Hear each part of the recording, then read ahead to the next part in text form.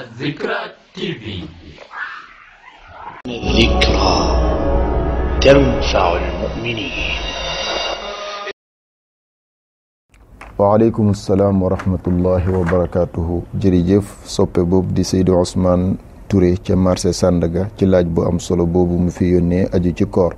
mu ne lan mooy àtteeb waa ji am boru koor fayul ko ba beneen koor yegsi nu muy def ak koor gi teew ak bor ba mu xamee woon. la hawla wala quwwata illa billahi al aliyi al azim. Seydou Ousmane ala kulli xaal mu fay bor ba ndax lu nekk la ci ndoddam.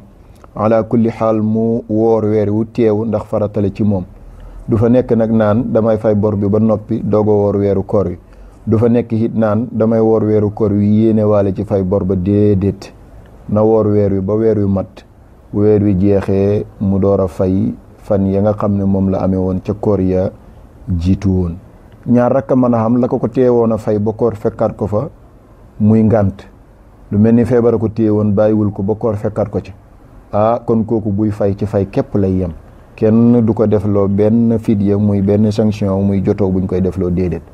wa ilaa sax moom mënoon na koo fay ci diggante bi kon moom moo ko négligé rek moo ko leem ci coobare boppam rek ñàkk koo def ba koor fekkaat ko ci kooku kon dañ ko teg sanction mooy dañ naan ko boo koy fay bis bu nekk da nga koy booleeg fidya te fidya ba mooy mu natt lu tolloog mudd boo ko xoolee ci ñun suñu nattukaay rek mooy liibar ba lu ko ëpp tuuti loo xam ne mën naa suur benn nit rek mu jox ko benn miskin ci benn fan bu nekk loolu mooy sanction bañ ko cay teg.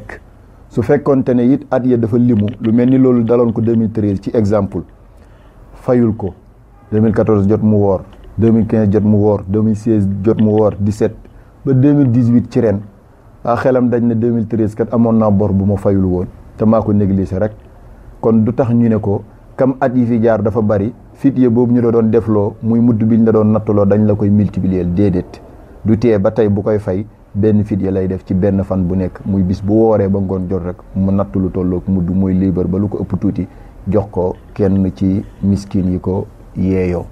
loola mooy atteeb masala bii ngay laaj.